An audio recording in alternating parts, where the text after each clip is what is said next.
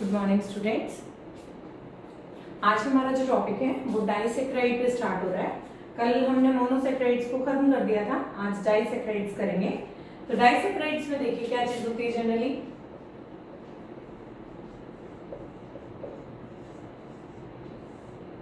आपको पता है डाइसेक्राइड्स जो होते हैं वो 2 मोनोमेरिक यूनिट्स देते हैं। यहाँ पर जो हमें डाइसेक्राइड्स पढ़ने हैं वो पढ़ना है सुक्रोज, माल्टोज एंड लैक्टोज। ठीक है, उनकी सबकी मोनोमेरिक यूनिट याद रखनी है, उनके बीच में कैसे क्या लिंकेज होती है वो याद रखनी है, ये सब पढ़ना होगा। सबसे पहले हम लोग बात करते हैं डाइसेक्राइड में सुक्रोज की। सुक्रोज आपको पता है क्या होता है, C12H22O11 है। ठीक है, इसके अगर हम लोग हाइड्रोलिसिस करते हैं in the presence of acid और in the presence of invertase enzyme, तो ये क्या करता है, 2 मोनोमेरिक यूनिट देगा। एक देगा C6H12O6 प्लस C6H12O6, ऐसे करके 2 यूनिट्स देगा, जिनमें से एक होगी ग्लूकोज और एक होगी फ्रक्टोज। ये आपको पता है, ये हम पिछली क्लास में कर चुके हैं। लेकिन ग्लूकोज कैसा होगा और फ्रक्टोज कैसा होगा ये आपको याद रखना होगा। ग्लूकोज कैसा होगा, अल्फा डी ग्लूकोज होगा, और फ्रक्टोज कैसा होगा, बीटा डी फ्रक्टोज होगा। हमारी बात समझ में, एक होगा अल्फा डी ग्लूकोज और एक होगा बीटा डी फ्रक्टोज। इसका C1 कार्बन होगा और इसका C2 कार्बन होगा, और वो दोनों आपस में किससे जुड़े होंगे, ग्लाइकोसिडिक लिंकेज, जिसको हम ऑक्साइड लिंकेज भी बोल सकते हैं। ऑक्साइड लिंकेज इससे जुड़े हुए होंगे, ऑक्साइड लिंकेज से जुड़े हुए होंगे by elimination of water molecule. Water molecule निकल जाएगा और इस तरीके से जुड़ जाते हैं। ठीक है, ये बात बहुत इंपॉर्टेंट है सुक्रोज के लिए। तो यहां से कैसे लिंकेज बनती है इनके बीच में वो आपको जरा बताते हैं।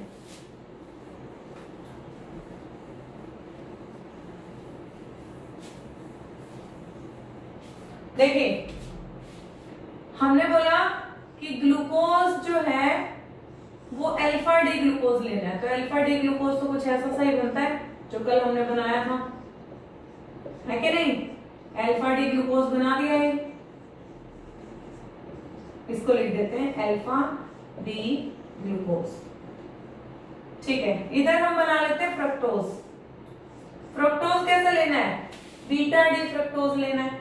फ्रक्टोज में OH ऊपर इधर आएगा, यहाँ आएगा CH2OH, यहाँ आएगा OHH, HOH, और इधर आएगा CH2OH, ऐसा। ये क्या बन गया, बीटा डी फ्रक्टोज बन गया। अब यहां से और यहां से ये क्या कर रहे हैं, अपने को ऐसे करके जोड़ देना इसको, ये ऑक्साइड लिंकेज बन गई और by removal of water molecule हो गया। क्लियर है ये बात। तो इस तरीके से लिंकेज आपको दिखानी है। ये अल्फा डी ग्लूकोज और बीटा डी फ्रक्टोज के बीच में ऑक्साइड लिंकेज है, इसका C1 कार्बन यूज हो रहा है और इसका C2, क्योंकि इसका 1 तो ये है ना, ये 2 था, तो 2 नंबर पे इधर OH जुड़ा हुआ है साथ में, इधर भी OH था। 2 OH अगर अपने पास है तो इनमें से अगर वाटर निकाल दिया जाए तो क्या बच जाएगा, खाली एक O बच जाएगा। ये एक O हमने इन दोनों के बीच में दिखा दिया। इस तरीके की ग्लाइकोसिडिक लिंकेज इसके बीच में बनेगी।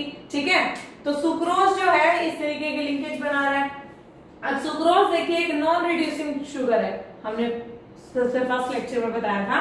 सुक्रोज एक नॉन रिड्यूसिंग शुगर है क्योंकि इसके अंदर जो CHO ग्रुप है और जो कीटोनिक ग्रुप है कोई भी, वो फ्री नहीं है किसी भी तरीके से, है ना। और एनोमेरिक कार्बन है ये। अब देखिए एनोमेरिक वर्ड यूज होता है, एनोमर्स क्या होते हैं,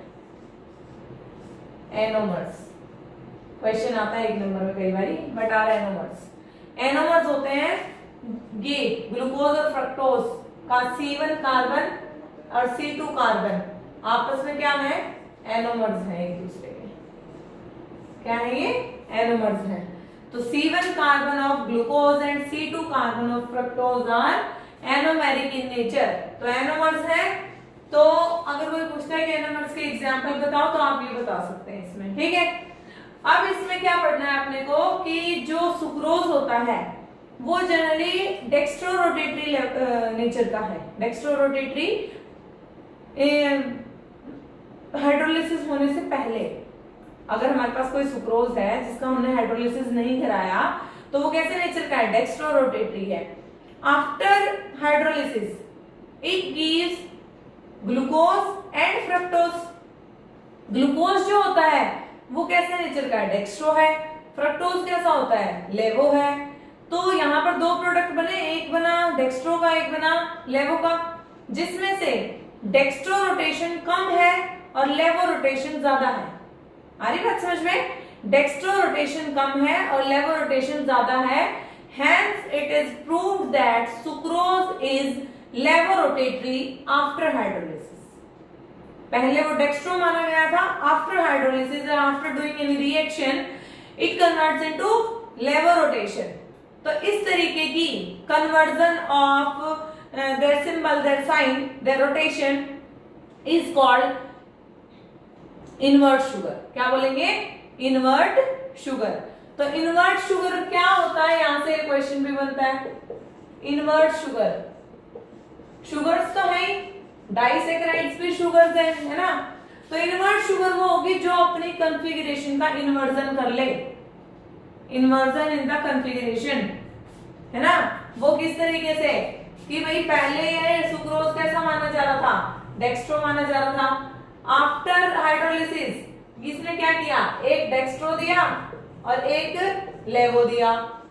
डेक्स्ट्रो जो है अपना 52.5 डिग्री के आसपास का ग्लूकोज बनता है, ये 92.4 डिग्री का अपना क्या बनता है? फ्रक्टोज बनता है। तो लेवोरोटेशन हावी पड़ गई डेक्स्ट्रो के ऊपर, तो ओवरऑल क्या माना गया कि सुक्रोज इज लेवोरोटेटरी आफ्टर हाइड्रोलिसिस। तो ऐसी शुगर जो कि इस तरीके से अपनी रोटेशन को चेंज कर ले उनको बोलेंगे इन्वर्ट शुगर। क्लियर है बात? तो इस तरीके के चीजों को आपको इसमें याद रखना है, ठीक है। नेक्स्ट हम आगे करेंगे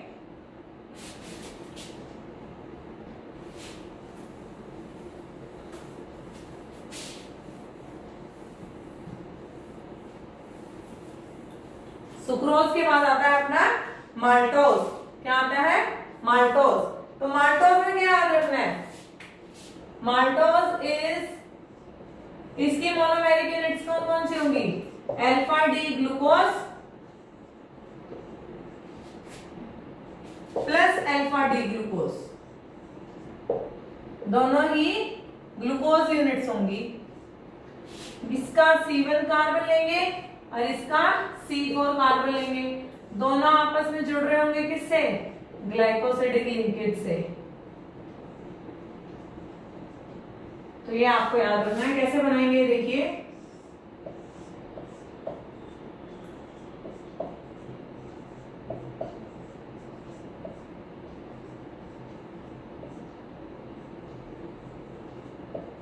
ऐसा यहां पर भी एक और ग्लूकोज बनाते हैं। कौन सा बनाएंगे? अल्फा ही बनाएंगे।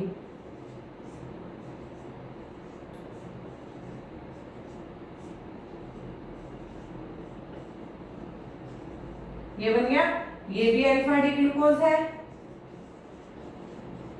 और ये भी अल्फा डी ग्लूकोज है। दोनों के आपस में लिंकेज हुई। यहाँ OH OH दो है ना, इधर से OH हटाओ, ये OH हटाओ और बीच में क्या दिखा दो? ऑक्सीजन दिखा दो। ये ग्लाइकोसिडिक लिंकेज बन गई। ये 1 कार्बन था, ये 4th कार्बन था। तो इस तरीके से माल्टोज के बीच में लिंकेज हो जाती है, ठीक है। क्लियर है बात? उसके बाद आता है अपना लैक्टोज 3rd नंबर पे।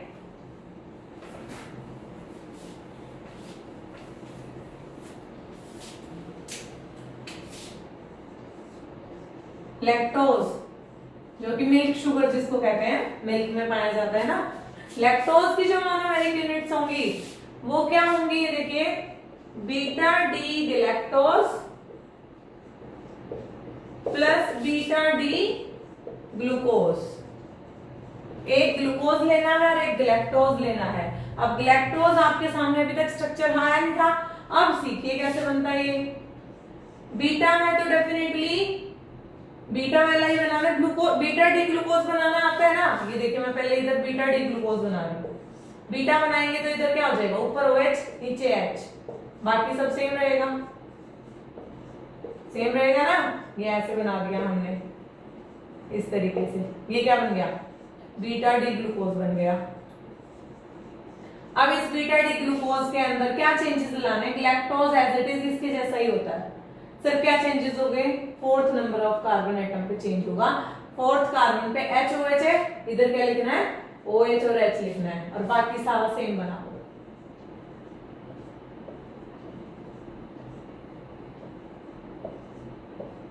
तो लैक्टोज का स्ट्रक्चर आया ना, आपको बनाना अल्फा डी लैक्टोज अगर बोलते तो यहाँ पर अल्फा जैसा बनता, H ऊपर आता है OH नीचे आता है, लेकिन फोर्थ नंबर ऑफ कार्बन पे OH और H ऐसा ही रहेगा, तभी एक ग्लूकोज और लैक्टोज एक दूसरे से डिफर कर रहे हैं। तो यहाँ बन गया अपना बीटा डी गैलेक्टोज बन गया। अब एक का C1 लेना, इसका C1 कार्बन लेंगे, इसका C4 लेंगे, किस तरीके से, ये फर्स्ट है इसका, ये फोर्थ है, इधर OH है, इधर OH है, तो इनको ऐसे करो, ऐसे करके यूं ज्वाइन कर दो, यहाँ से वाटर मॉलिक्यूल निकल गया, इस तरीके की लिंकेज बन जाएगी लैक्टोज के अंदर। क्लियर है बात सबको, ठीक है। तो लैक्टोज की लिंकेज याद रखनी है, माल्टोज की याद रखनी है, और आपकी सुक्रोज की याद रखनी है, तीनों लिंकेजेस होनी चाहिए अच्छे से याद। देन हमारे पास आते हैं पॉलीसेकेराइड्स। पॉलीसेकेराइड्स को हम पढ़ेंगे, देखिए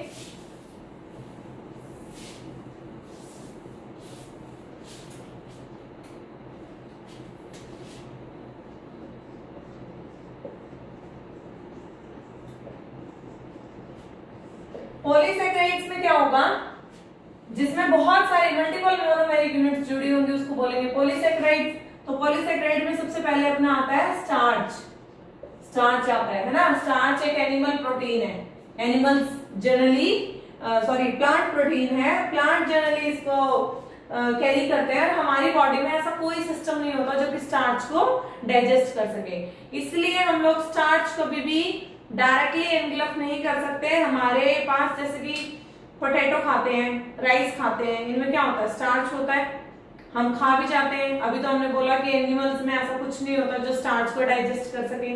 तो कैसे हो पाता है वो फिनोमिनन, देखिए कि हमने मान लो आलू खाया है या राइस खाया है, कुछ भी ऐसी चीज जैसे सीरियल्स खाए, उनमें भी स्टार्च होता है, तो ये चीजें खाते हैं, तो हमारे माउथ में स्लाइवरी अमाइलेज एंजाइम होता है। स्लाइवरी अमाइलेज क्या करेगा, स्टार्च को ग्लूकोज में चेंज कर देगा, स्टार्च को ग्लूकोज में चेंज कर देगा माउथ के अंदर ही। जैसे ही वो ग्लूकोज में चेंज हो जाता है तब जाकर वो हमारी ईसोफेगस में नीचे उतरता है, स्टमक में चला जाता है। तो सोचो कितना फास्ट फिनोमिनन होता होगा कि हम जब तक उसको चबा रहे हैं तब तक वो स्टार्च ग्लूकोज के अंदर चेंज हो चुका होता है। कई बार आपने सुना होगा कि राइस खाने से या पोटैटो खाने से पेट में दर्द हो जाता है, तो क्यों हो जाता है कि कई बार हमारे स्लाइवरी अमाइलेज एंजाइम ढंग से काम नहीं कर पाते, जिसकी वजह से एज इट इज कुछ अमाउंट स्टार्च की हमारे स्टमक में चली जाती है, वो डाइजेस्ट हो नहीं पाता, जिसकी वजह से पेट में दर्द रहता है थोड़ी देर के लिए, है ना। तो स्टार्च के लिए अगर हम पढ़ें तो स्टार्च जो है वो हमारे पास दो तरीके का होता है, एक होता है अमाइलोज नाम का, अमाइलोज, और एक होता है अमाइलोपेक्टिन, अमाइलोपेक्टिन। इनके डिफरेंस भी कई बार पेपर में पूछ लिए जाते हैं कि अमाइलोज और अमाइलोपेक्टिन का डिफरेंस बताइए। तो आप याद रखो कि पहला क्या है कि 15 to 20% स्टार्च होता है इसमें, तो ये हो गया अपना 80 to 85 हो गया, इतना स्टार्च हो गया। ये वाटर सॉल्युबल होता है, ये वाटर इनसॉल्युबल है, क्लियर है। ये स्ट्रेट चेन होती है, और ये कैसा होता है, ब्रांच्ड होता है, ब्रांच्ड होता है। इसमें जो है 200 से 1000 monomeric units of alpha D glucose होती हैं, और इसके अंदर 1000 से 20,000 तक monomeric units of units of alpha D glucose होती हैं। क्लियर है बात? उसके बाद एक डिफरेंस और बना लेते हैं, इसके अंदर C1 और C4 लिंकेज होगी सर, और इसके अंदर C1 और C4 भी होगी, प्लस C1 और C6 होगी। इस तरीके की लिंकेज दिखानी है इसके अंदर। तो ये 5 डिफरेंस है अमाइलोज और अमाइलोपेक्टिन के अंदर। ये बहुत अच्छे से आने चाहिए आपको, पेपर में बहुत बारी 2 नंबर का क्वेश्चन मिल जाता है अपने को ये। तो अमाइलोज और अमाइलोपेक्टिन का डिफरेंस क्लियर है। अब हम इनका स्ट्रक्चर बनाने पे आते हैं। स्ट्रक्चर कैसे बनेगा ये देखिए।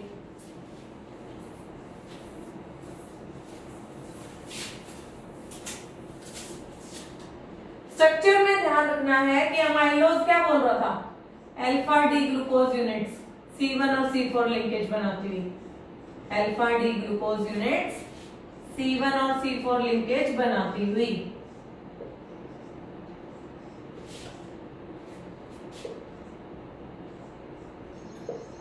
ये हमने दिखा दी, कुछ ऐसे से ही चलेगा ना आगे, कैरी ऑन रहेगा। बड़ी सारी ग्लूकोज यूनिट्स दिखा दी हमने, 3 दिखा दी है, ठीक है।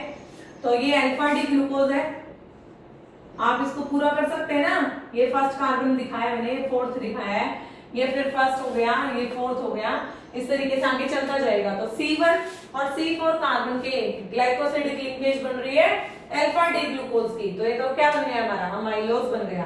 अब अमाइलोपेक्टिन में क्या करना है देखिए। अमाइलोपेक्टिन में पहले बोला C1 और C4 चलेगी, उसके बाद क्या करना है, ब्रांचिंग होगी आगे। ब्रांचिंग किस तरीके से होगी देखिए, ये हमने दिखा दिया, HOH HOH OH H, ये भी जुड़ गया, इधर CH2OH, इधर H।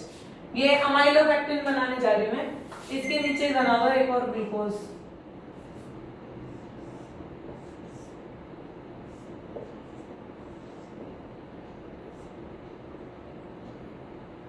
थोड़ा सा उधर बनाना पड़ेगा, ये कुछ इस तरीके से बना देते हैं, HOH HOH OH H HOH, और इधर बन जाएगा अपना CH2OH और H, ऐसा बना, ठीक है। क्लियर है बात? अब ये देखिए C1 C4 चल रही है लिंकेज, C1 C4 लिंकेज चल रही है। अब इसका C1 और C6, ये 6 नंबर वाला कार्बन था, इनकी लिंकेज दिखानी है। वही 2 OH दिख रहे हैं आपको, हटा दो इनको, और इसके बीच में ऑक्साइड जोड़ दो इस तरीके से, ये बन जाएगा, ये बन गया C1 और C6 लिंकेज। क्लियर है? अब आगे इसको फर्दर C1 C4 कर दो। ये 4th कार्बन था, यहां पर दिखाओ फिर से ग्लूकोज, ये जोड़ा ऐसे C1 और C4 कर दिया हमने, फिर से C1 और C4 चलेगा, C1 C4 है, फिर एक बार आ गया C1 और C6, और फिर से C1 C4, मीन्स क्या हो रहा है, ब्रांचिंग आ गई इसके अंदर। तो इस तरीके से अगर हम दिखा देंगे तो क्या बन जाएगा, अमाइलोपेक्टिन बन जाएगा। तो स्टार्च क्लियर है आप लोगों को, ठीक है। दूसरा हमारे पास आता है सेल्यूलोज। सेल्यूलोज जो है वो एक सेल वॉल का कंपोनेंट है बहुत बड़ा। हमारी most of the cell walls जो है वो सेल्यूलोज से बनी हुई होती है। सेल्यूलोज में क्या है, ऐसे ही C1 और C4 लिंकेज चलेगी, लेकिन किनकी चलेगी, बीटा डी ग्लूकोज की। किसकी, बीटा डी ग्लूकोज। बहुत सारी बीटा डी ग्लूकोज यूनिट्स आपस में जुड़ी होती है और एक सेल्यूलोज को बनाती है। क्लियर है बात? उसके बाद आता है अपना ग्लाइकोजन। ग्लाइकोजन जो होता है वो ऑलमोस्ट सिमिलर स्ट्रक्चर होता है अमाइलोपेक्टिन जैसा। कैसा सा होगा, अमाइलोपेक्टिन जैसा, लेकिन फर्क क्या है, अमाइलोपेक्टिन एक प्लांट स्टोरेज प्रोटीन है, कार्बोहाइड्रेट है, और जो ये ग्लाइकोजन है ये एक एनिमल स्टोरिंग कार्बोहाइड्रेट है हमारे पास, ठीक है। दोनों में यही एक डिफरेंस है कि ग्लाइकोजन और स्टार्च का अमाइलोपेक्टिन, बेसिकली अमाइलोपेक्टिन में ऐसा स्ट्रक्चर होगा ग्लाइकोजन का, लेकिन ग्लाइकोजन एक एनिमल स्टोरेज का है और अमाइलोपेक्टिन एक प्लांट स्टोरेज का प्रोडक्ट है। क्लियर है ये चीज आपको? तो इस तरीके से आपको cellulose, glycogen as well as starch, तीनों पॉलीसेकेराइड्स क्लियर होने चाहिए। उसके बाद आपकी बुक में थोड़ा सा मेंशन किया हुआ है कि कार्बोहाइड्रेट्स के यूजेस क्या है, वो आपको बहुत अच्छे से याद आते ही होंगे, कहाँ कहाँ हम उसको यूज कर रहे हैं, किस तरीके से खाने पीने में यूज हो रहे हैं, कैसे हमारी बॉडी को एनर्जी दे रहे हैं, इस तरीके की चीजें। देन इंटेक्स्ट क्वेश्चन बनते हैं 14.1, 14.2 एंड 14.3। आपका ये होमवर्क रहा, आपको इन तीनों क्वेश्चंस को अपनी कॉपी में नोट डाउन करना है, ठीक है। नेक्स्ट हम जो करने जा रहे हैं वो करेंगे हम प्रोटीन्स को डिस्कस करेंगे डिटेल में। फिलहाल आज के लिए इतना ही, थैंक यू।